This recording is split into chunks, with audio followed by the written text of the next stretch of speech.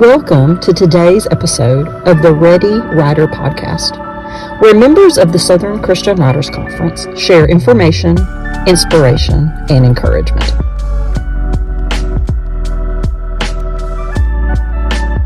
Welcome to this week's episode of the Ready Writer Podcast. In this episode, we're going to be hearing from nominees of the Notable Book Awards, which we recognized the winners of in early February at our in-person award ceremony that we did. We interviewed all of the nominees that we had there with us in person, kind of just talking about their books, their writing process, where you can get their books if you want to support authors from the Southern Christian Writers Conference, and we've compiled all of these interviews in this episode, so we hope that you will enjoy it. For our announcements for this week, a lot of the same that we've had going on the last few weeks, but our biggest announcement is that the registration for the 2025 SCWC is now up, which is our main event of the Writers Conference. We have it every summer. It's our big workshop, our big conference. And this year it will take place June 6th and 7th at the church at Brook Hills in Birmingham, Alabama. This is the same location we had it in last year. We're so happy to be back there. It includes 2 keynote presentations, workshops on a variety of writing topics, one-on-one consultations, an author book room, and so much more. The price also includes 3 meals that you'll be getting. So we hope that you can join us this year. Like I said, this is our main event. We have so much fun with it, and we just love getting to fellowship with all of our fellow authors. You can register for the 2025 SCWC with the Google form that I'm linking in the description box of this video if you're watching on YouTube, as well as in the description if you're listening on Spotify. So now let's get on to the interviews.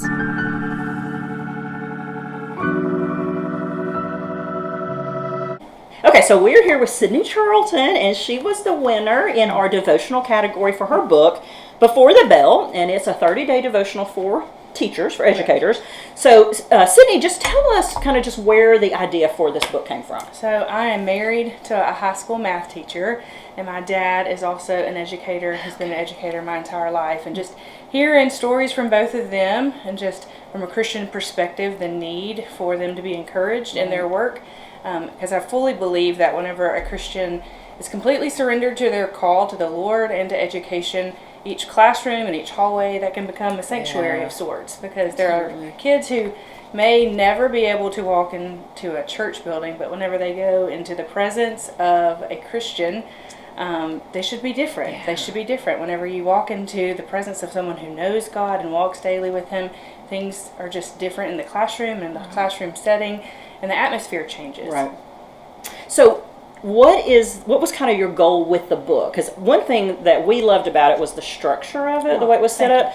So kind of what was the thought in planning, like the kind of devotions and how you would structure it? So each of the devotions, my goal was to talk about Scripture, but first reference Scripture, so a good portion of it is Bible reading. Right. And so part of the structure was it's not always conducive for a teacher to carry their Bible into their classroom. This is a small book that they could throw in their backpack, in their laptop bag, and Scripture's already printed there for them just to make it a little bit easier and accessible.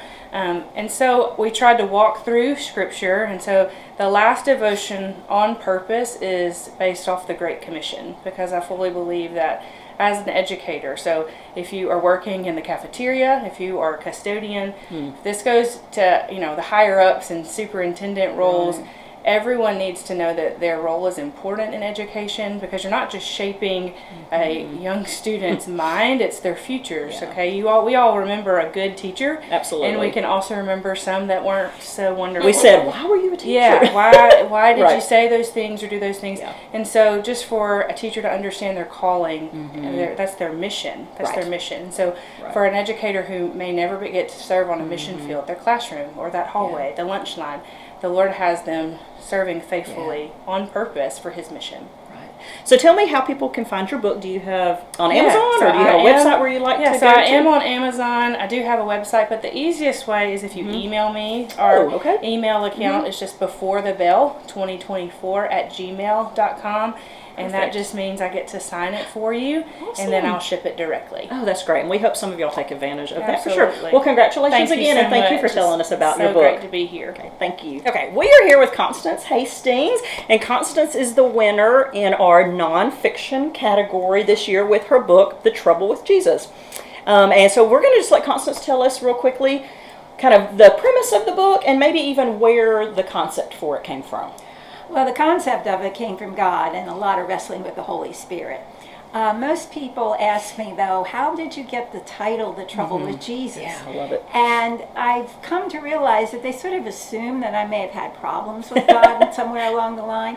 Well, no more than most people do. But what happened was I was asked to do a Saturday morning retreat Bible study for women in a church. But I knew these women were smart, professional, leaders, and something that was, sort of run-of-the-mill women's studies wasn't going to have much of an impact on them. But after all my life in studying the Bible, there are 66 books in the Bible, I could not find a thing that fit, and I was getting so frustrated. And so one day I just looked up and I went, The Troubles with Jesus. And then it just hit me. And before long, I was planning it out, doing the outline, pages were forming, and I realized what I had was the beginnings of a book. Wow. It took quite a while, but I do need to point out the subtitle is The Considerations Before You Walk Away. This book is edgy. It's not offensive, but it is edgy. Makes you think. And it's written for the person who is the doubter or the skeptic. And my prayer is that this book can be given to such a person and read through it. Even though it does challenge the narration of Jesus, it is faithful to the story of Jesus as Son of God and allows that person to come to a place where he or she could make a choice for Christ. Right. Awesome. It's wonderful. Thank you. Tell us how we can get a copy. Is the best way do you have a website? Get on Amazon? What do you prefer? How do you buy your books? Okay, just go on there, type in the title, and you'll be able to find it. I personally would like people to maybe, if you do online, to go on bookshop.org because they support local bookstores or go to your local bookstore. I think that's a great idea. We love local bookstores. We want to encourage those. That's awesome. Yes. Thank you, Constance, and congratulations again. Thank you so much for everything. You are welcome. Okay. All right, we are here with Gary Hardin. He is the author of one of the finalists in our nonfiction category for the Notable Book Awards this year, and his book is Beholding His Beauty. And Gary, I would love for you just to tell us about kind of that, because I was really struck by kind of the uniqueness of this topic. I had never read a book that discussed this. So I would love just to know where the idea came from. The idea came from a church staff meeting. Oh gosh, something good came from a church staff meeting. Yes, I'm a retired pastor, but I serve in retirement part-time at the First Baptist Church of Center, Alabama. And one day in the staff meeting, our pastor began the meeting by reading Psalm 27:4. It says, "One thing I desire, to gaze on the beauty of the Lord." And I got to thinking, I've never heard a sermon on God's beauty. Right. Never read a book about God's beauty. Never done a Bible study on God's beauty. So the topic intrigued me, and I began to do some research into Scripture, and I found that this topic of God's beauty is all the way through the Bible.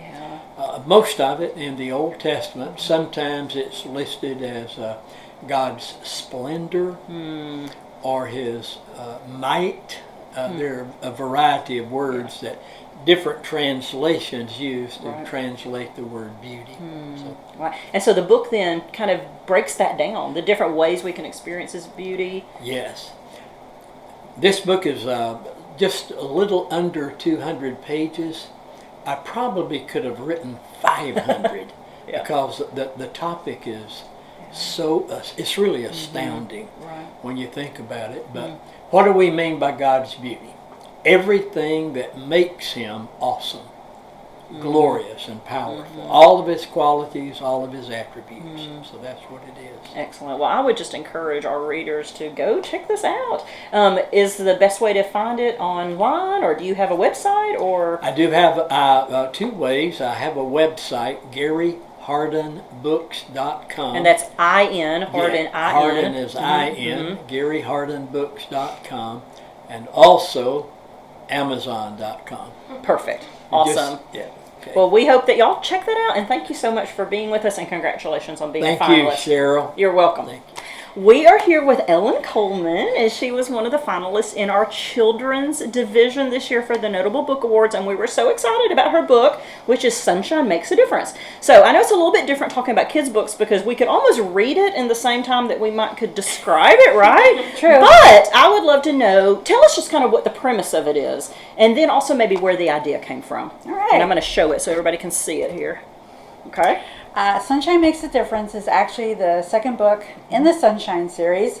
Sunshine is a little hedgehog. So cute. And all of my books focus on kindness, empathy, forgiveness. And this one, Sunshine loves to sing. And he accidentally, as he's singing with verbose and joy, his favorite song that he and his Grammy made up, accidentally wakes up Mr. Hoot, who is an elderly great horned owl. Mr. Hoot yells at him.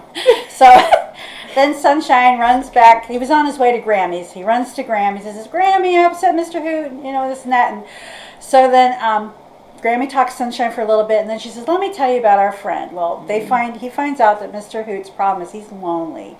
So then Sunshine goes to school, and he's praying, and then he feels like Jesus is leading him to minister to Mr. Hoot. Maybe if he can make friends with him, Mr. Hoot won't feel lonely or sad anymore. So that's what he does. Him and Grammy create a picture together. They take it to Mr. Hoot, and then Sunshine asks him about the stars, which is what Mr. Hoot does or used to do. He loves studying and teaching about the stars, and they become friends then forever. Yeah. And so that's the point of the story. I love it. And is the idea, where did the idea come for this, I guess, and also his predecessor book too? Well, my whole thing is I want to teach kids that words have power, and that do we want our words to build each other up, or do we want our words to tear each other down? Hopefully we want our words to build each other up, because that's what Jesus would want us to do. And so this book is an extension of that, and I like it because it's a generational book where you can have generational friends and be a blessing to someone older than you, and cheer them up, make their day. And I just loved the idea of the great horned owl, and Mr. Hoot. That name just always cracked me up. I love so that. I had to use it. I love it. Well, in kids' books, can be such wonderful tools. It's such a great way to teach our kids those lessons that they need to know. So thank you so much, Ellen. Tell us where's the best place to get the book if people would like to check it out. Well, it's online through Amazon, Walmart.com, and Barnes & Noble is where it's online. Great. So Yeah, find so it. check Also it look out. for its predecessor, Seeds of Sunshine. Perfect.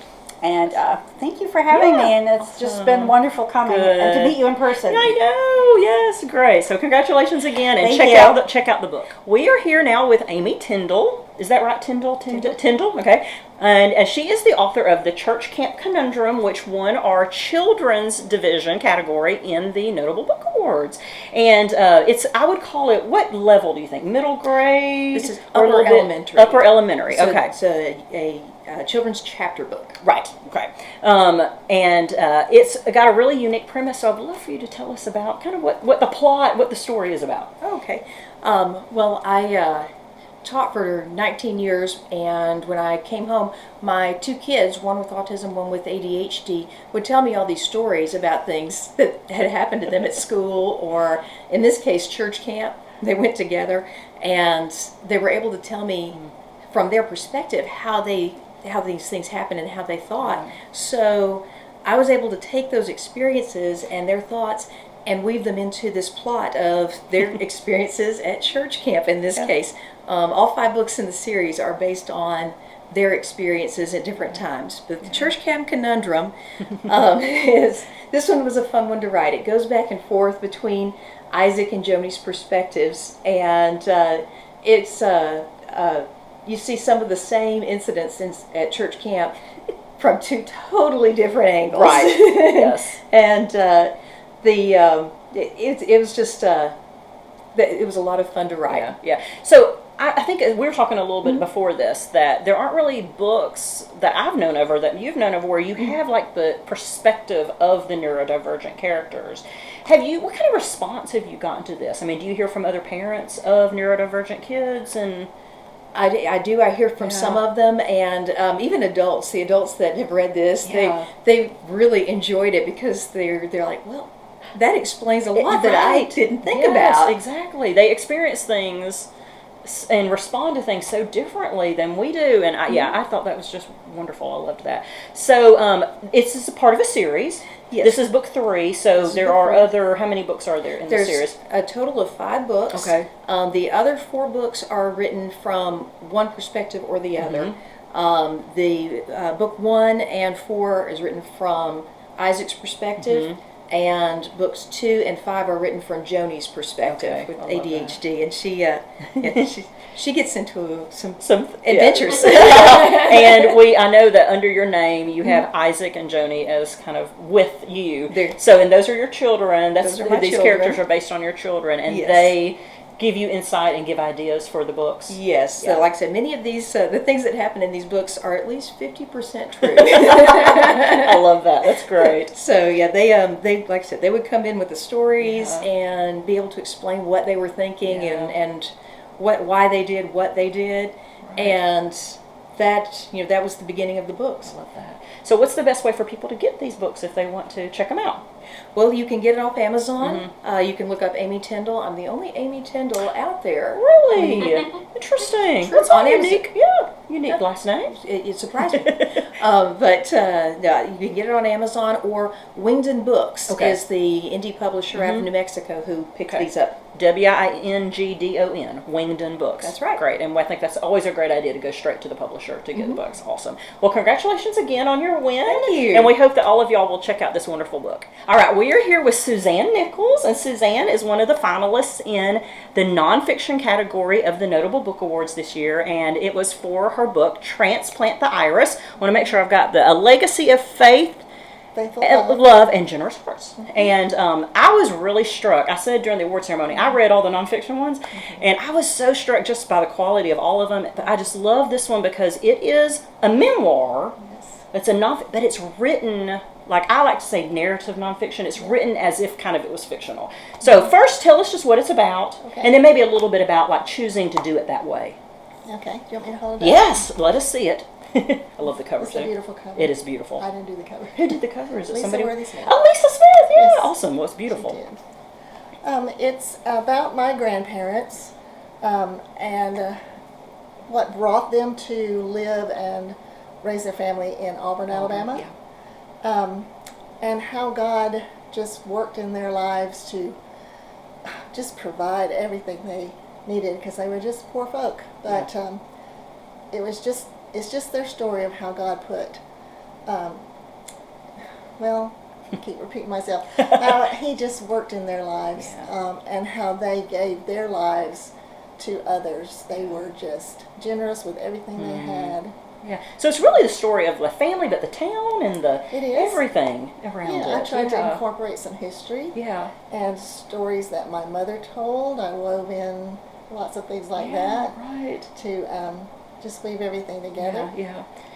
And I love, so the iris too is kind of a theme that's throughout it. So tell us a little bit about that. Yes, the iris is, if I tell too much, it'll be a spoiler. No spoilers, no spoilers. But it is. The iris is an important part of the story. It's woven throughout, and there's a lot of symbolism associated with the iris and the family. Yeah. They represent each other in a special way. And I just tried to keep the iris as a kind of a central central and symbolic. Right. And so tell me a little bit about how you structured this, because some of the characters, their names are their real names.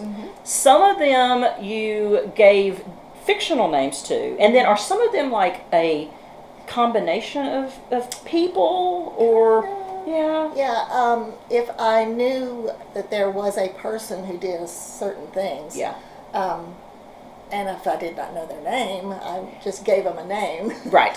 Yeah. That's important in storytelling. And then there were characters that I made up. But my grandparents and my mother and her siblings, brother and sister, and then another important character, the man who owned and ran the lumber company my grandfather went to work for. And the beautiful thing about that family is that they've stayed very close through grandsons and on down the line, and my mom's still real close to that family. That's great. Well, tell us how people can get your book. Is there a preferred way that you would like them to get it? It is available on Amazon. Yes. And if you're local, and you are in. I'm in North Alabama, in Hartselle. I'd love to sign. I love to sign special. There we go. And I know you said you just did messages. a book signing, so are you doing some of those coming up? I Or hope to? I hope to go back to Auburn in July to the public library, because they have nice events there to feature artists and authors and all kinds of craftsy people. But the book signing I did on Thursday was at a little coffee shop, but it was in an old house too, and it was just around the corner from where this house that's so neat. So a lot of people knew. They had that connection with them. They knew exactly where. I love that. And I also may have done something unusual. I invited people that I knew would know my mother, and so I made it kind of special for her. She's the last surviving character in the book. I love that. It was a long time ago, in the 40s. A long time ago. Right. I love that. That's great. So it was a good turnout and just a great time of reminiscing and watching her tell, because she cannot resist telling something on somebody. I love that. She's That's a great. character. Well, we just loved it, and congratulations, and we hope that y'all will check out Transplanting the Iris. Thank you, Suzanne. Yes. Okay, we are here with Casey Hart Cathy. And she is the author of Our Unlikely Love, and she was one of our finalists in the fiction category for the SCWC Notable Book Awards this year. And so we just wanted Cathy to be able to tell us a little bit about her book. So this is part of a series. Right. So tell me a little bit about this book, kind of the plot, characters, that sort of thing. Anything a reader might need to know. Okay, so the series is Red Creek Redemption, and a theme of redemption runs through the whole series. And this is where I got the idea from this. One of my readers said to name her Prue and call her Prue the Shrew. I was trying to find names, and so names. I got to thinking about that, and her name is Rachel Prudence, and she's named after her grandmother. But when she was in high school, Owen, who was this jock that everybody loved, and she was this geeky, frizzy-haired girl, and they were in one of the same drama classes, and he saw her name. She didn't tell nobody her name, and he saw her name, and he said, "Let's do Taming of the Shrew, and you can play the shrew." And he, and it stuck with her all through high school. So she joins the Navy and goes off and does all this stuff. Well, when she comes back, she still has a huge grudge against Owen. As she should. Yeah. Well, Owen he has ADHD, and he's like a Labrador in a china shop, and he loves everybody, and stuff just goes over his head. He don't get it. So anyway, he makes his mission to get Prue the Shrew to forgive him. And Rachel has a past that is just weighing her down. She was homeless for a while, and she was a failure, and the reason she come back to Red Creek is because she had nowhere else to go. And so that's kind of, and he is trying to be her knight in shining armor, and he's not very good at it. And she is just like, my life would be a lot easier if you just left me alone. But he won't do it, and Right. he wins her over, of course, because it's a romance. Love it. I But, love it. yeah. And so, as part of the series, do the characters like intersect? Is it kind of this like the Red Creek universe kind of? Red Creek is a town in Alabama. Yes. Alabama, and it's the Robinson men. It's the dad and mom. It's the first book where they get back together, and then Owen is the second son. There's 6 kids. The last 2 were twins, Oliver and Olivia, and I did Olivia's book. She's the last one in the Carson's Bayou, so it would bleed into this series. Right. So. Awesome. I love that. And are you working on another one You know already? I'm I sure you are. am. Casey is the most productive writer you would ever imagine. How many books have you written since 2020? I'm working on 21 and 22 at the same Amazing. time right Like now. so prolific. I'm It's writing. amazing. I'm killing people in the morning and loving them in the afternoon right now. I love it. Yeah, I'm writing a cozy mystery that everybody's been asking me to write another K. Cross. I'm writing that. It's almost done. I'll have it done at the end of February, and then his little brother Oliver. I'm writing his story in the afternoons, and it'll probably be out.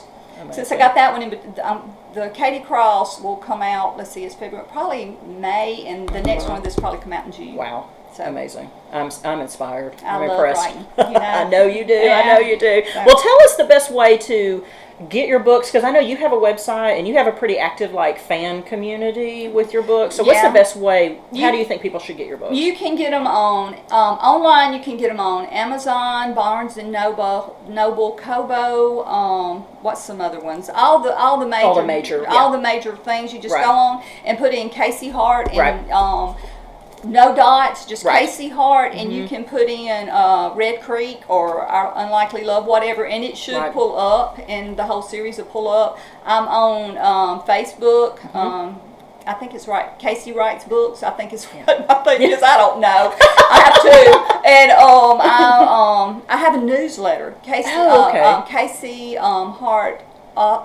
Hart author. No, Casey at Casey Hart. something.com. Y'all. This is look up Casey Hart. This is how she gets so much writing done, because she doesn't focus on the rest of it. I hate marketing. But just put if you put in Casey Hart author. Casey Hart author at Casey, something. Okay, but if you find it. I drank a lot of coffee today. Can you tell? But if you put that on there, it'll come up. And join my newsletter, and that's when you'll keep up with everything. Awesome. And I have some books I give away for free, so you can see whether you like me or not. Because I'm not everybody's cup of tea. But Awesome. I love it. Well, we would love for people to check it out. Me too. And congratulations again, and thanks for being with us. Thank you for having me. We hope you enjoyed this episode of the Ready Writer podcast. Please join us next week, where Dawn Thompson will be speaking to us about prayer and the writing life, which we'll upload next Wednesday. We hope to hear from you then. Bye-bye.